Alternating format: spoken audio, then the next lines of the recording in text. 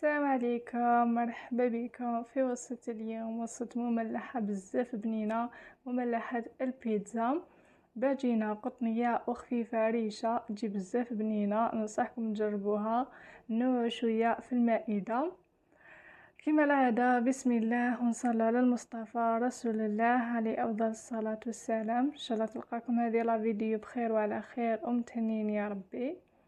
المقادير: نبداو اول حاجه بلاصوص اللي نحتاجو فيها حبه طماطم، حبه متوسطه تاع زروديه، ونحتاجو هنايا بصله، زوج فصوص تاع الثوم، زوج وريقات رند يكونوا مغسولين.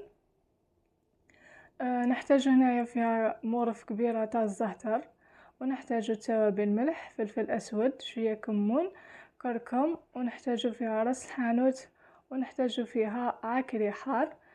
نجيبو مغلا نديرو فيها شويه زيت ونقطعو هذيك البصله مع المكونات الباقيه. هنايا الثوم سكرفجوه ومن بعد مرقتها بنص كاس ماء، خليتها قيس ما تغلي شويه وطحنتها. هنايا طحنتها في الاشوار. هذا هو الشكل اللي تحصلوا عليه. خليها على جهه تبرد. العجينه هنايا طريقه سهله. عندي كاس ونص ماء يكون دافي، وعندي مغرف ونص لحظه، وعندي هنايا مغرف كبيرة سكر ومغرف كبيرة خميرة الخبز. خلط المقادير كيف كيف بالفوي على هذا الشكل. وهنايا زدت معها 5 مغارف كبار تاع الزيت، وزيد معها بيضة والصفار خليه للتزيين. وهنايا الفارينة دات لي 3 كيسان ونص فارينة، عبرت بهذا الكاس، ومغرف صغيرة تاع الملح، ومع التالي نزيد لها مغرف كبيرة تاع الزبدة. تحصلت على هذه العجينة خليها تخمر.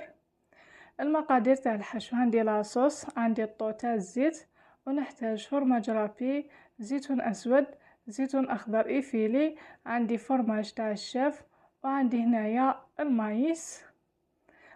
هنايا غسلوه مليح مع الزيتون الاخضر ايفيلي والزيتون الاسود. انا هادو اللي حشيت بهم البيتزا، وتبقى اختياريه عندكم. هنايا بعد ما خمرت لي العجينه، شوفوا كيفاش تضاعف الحجم تاعها.